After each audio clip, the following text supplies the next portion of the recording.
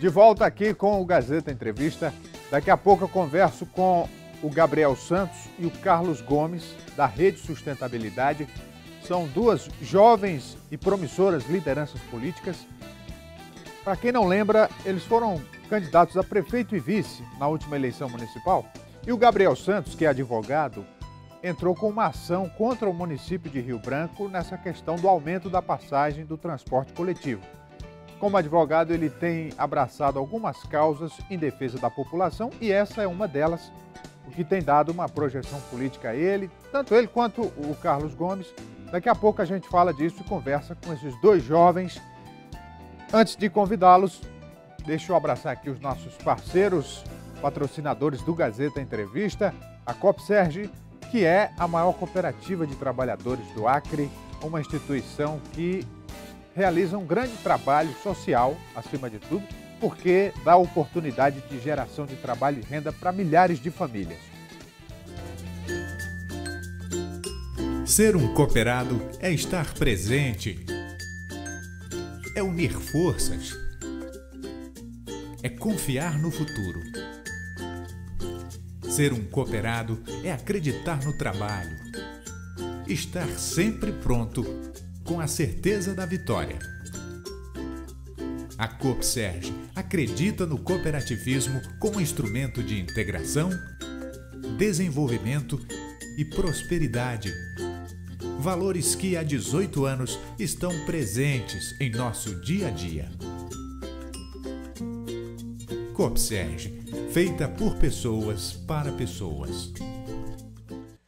Bem, aqui conosco o Gabriel Santos e o Carlos Gomes para falar de um assunto que não se esgotou, muito pelo contrário. Agora é que começa uma batalha que talvez chegue aos tribunais no sentido de impedir esse aumento da passagem de ônibus aqui em Rio Branco.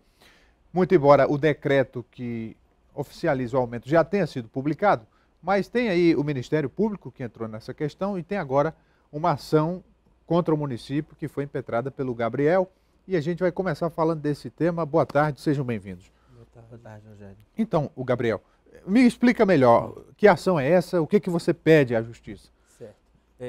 Carlos e eu entramos, a gente está acompanhando, acho que desde muito tempo a gente tem acompanhado, né, Carlos, essa batalha pela melhoria do transporte público como um todo. Então a gente já encampou algumas batalhas ano passado contra o aumento da passagem, a favor da liberação do Uber em Rio Branco, para que as pessoas possam se locomover com mais qualidade. E esse ano a gente estava acompanhando muito de perto, sabe, esse processo de aumento de passagem. Ano passado a gente entrou com uma ação para garantir a publicidade e a transparência dos atos do Conselho do Transporte que são responsáveis por aumentar a passagem de ônibus. Esse ano a gente vinha acompanhando também muito perto, não só a gente, mas como a rede como um todo, e a gente identificou alguns erros. No início eles estavam até acertando, cumprindo a legislação que foi aprovada pela Câmara de Vereadores em dezembro do ano passado, dando publicidade aos estudos e às planilhas. Contudo, o Conselho de Transporte, que tem agora competência absoluta para discutir e definir tarifa de ônibus, ele atropelou na última reunião o trâmite que é definido pela Lei Complementar número 34 de 2017, que define prazo de 10 dias para você votar e deliberar, enfim, sobre o aumento de passagem. Então, no dia 18, o Conselho de Transportes, ele convocou uma reunião com os conselheiros para apresentar essa nova planilha pedida pelo Sindicol. No dia 29, estava marcada outra reunião para já votar isso aí, 10 dias, respeitado. Só que a prefeita Socorro Neri, ela pediu uma reanálise, uma reavaliação de acordo com a variação do preço do diesel. Então, o preço do diesel diminuiu. Não sei se você lembra que a primeira proposta era de R$ 4,03. E a prefeita pediu para reavaliar isso de acordo com o diesel, com desconto no diesel. Dia 28 ela mandou essa proposta para o Conselho e o Conselho ficou de elaborar com a Câmara Técnica um novo parecer e apresentar aos conselheiros para os conselheiros avaliarem essa proposta. No dia 5 de junho foi apresentada uma nova proposta de R$ 4,00 para quem paga em espécie, R$ 3,80 para quem paga em bilhetagem eletrônica. Só que, além de ser apresentado no dia, foi votado, discutido, deliberado tudo no dia, de maneira atrapalhada e apressada. A legislação é muito clara, no artigo 8º e 9º da Lei Complementar número 34, que rege e regulamenta o Conselho de Transporte, ao dizer que todos os atos do Conselho têm que estar no portal da transparência de Rio Branco e que existe um prazo mínimo de 10 dias para que os conselheiros analisem essas propostas. Para que isso, Roberto? É uma mera formalidade? Não, não é uma mera formalidade. A Constituição, enfim, os princípios do direito, ele garante uma participação social e um controle da sociedade. O poder público ele não pode fazer nada às escondidas, nada à revelia do controle social da população. Então, foi nesse sentido que ano passado a gente conseguiu a transparência dos atos do Conselho e nesse ano a gente conseguiu a mesma coisa. Nosso pedido é muito claro. O Ministério Público, como você disse, abriu um inquérito civil para analisar essas planilhas, verificar se essas coisas estão certas mesmo, porque a gente acredita que tem muita coisa aí para se avaliar.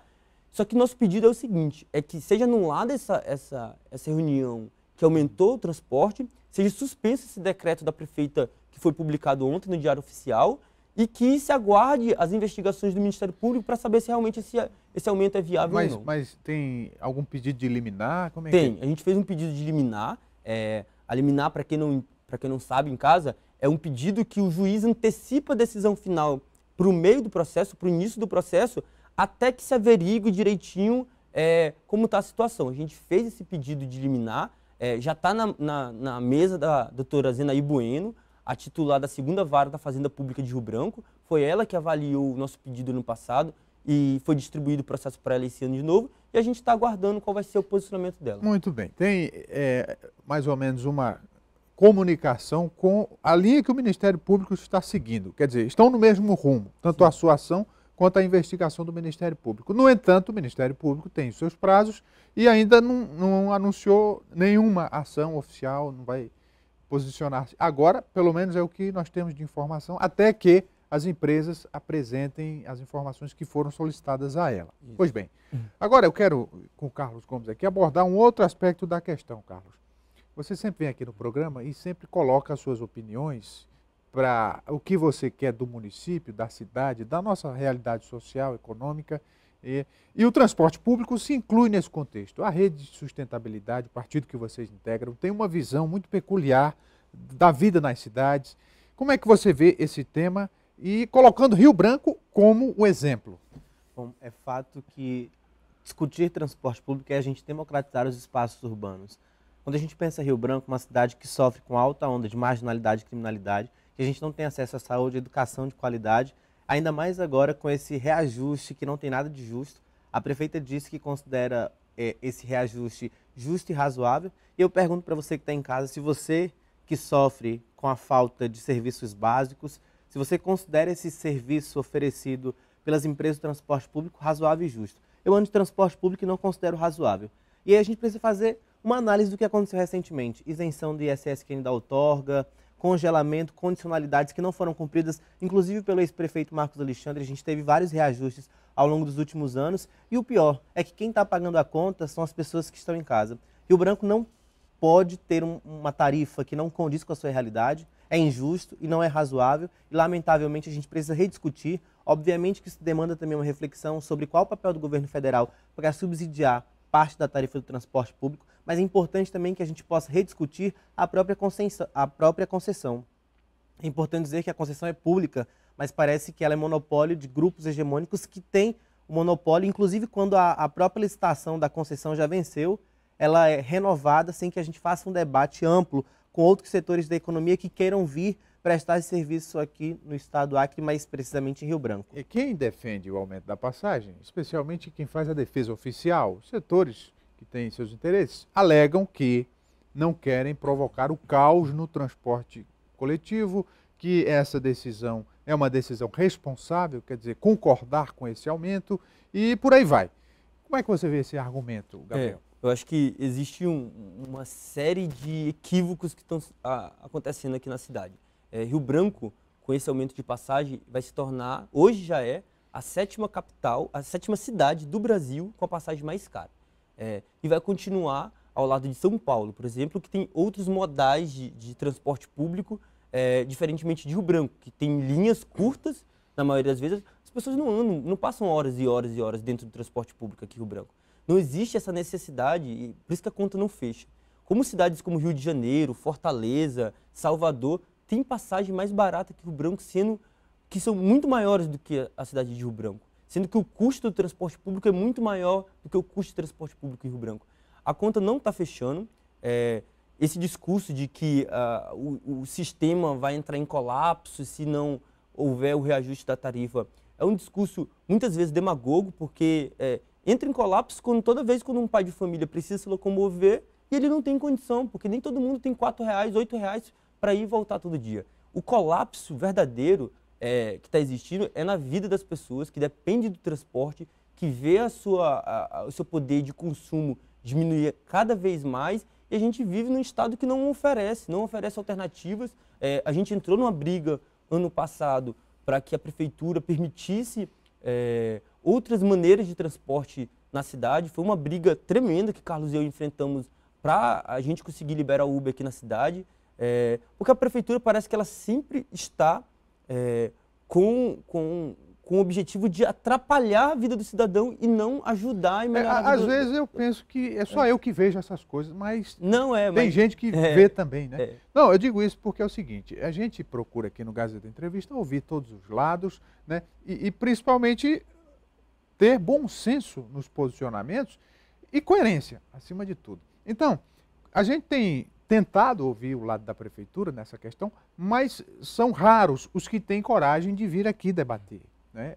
E o convite está sendo renovado, as portas estão abertas, mas infelizmente não querem vir defender o que aparentemente é indefensável, né? Talvez por isso não venham, mas eu repito, aqui nós estamos de portas abertas. Aí eu vou para o outro argumento que eles utilizam, de que quem vai contra o aumento, quem questiona a prefeitura, é porque tem interesses políticos, é porque quer fazer disso um palanque eleitoral.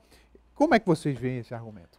Bom, Rogério, eu queria só voltar nas justificativas. Quando você pega a planilha, por exemplo, que a gente tem um gasto mensal de mais de R$70 mil com impactos ambientais, eu não consigo visualizar qual é o serviço que as empresas de transporte público de Rio Branco fazem para diminuir esse impacto ambiental, que custa em torno de R$70 mil.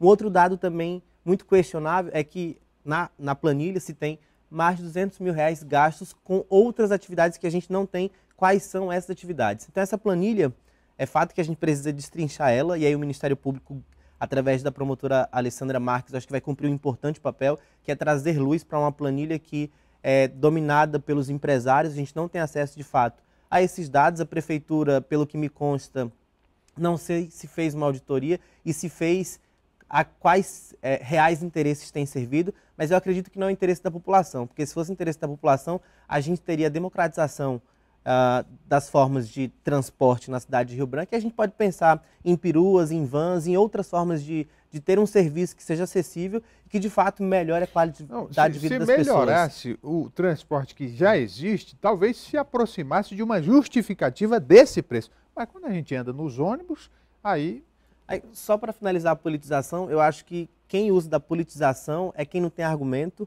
para desqualificar quem está questionando esse aumento abusivo e essa planilha que ela é muito questionável. Então, é palanque ou não é, Gabriel? A gente tem feito, Marina gosta muito de dizer isso, e a gente, como pessoas que gostam muito da Marina, a gente tenta levar um pouco isso para a nossa vida, que a gente gosta de fazer um debate no mérito, né, Carlos? E o que é o mérito? É a razão de ser das coisas. Quando a gente analisa e resolveu entrar com essa ação, é porque a gente realmente identificou que a lei estava sendo descumprida. Isso não é palanque político. Isso é descumprimento de legislação. A legislação feita por eles mesmos, aprovada pela prefeita. O que a gente faz quando a gente entra com esse tipo de ação, quando a gente entra com esse tipo de embate, é fazer a defesa da população, dos interesses da população, que não está sendo feito.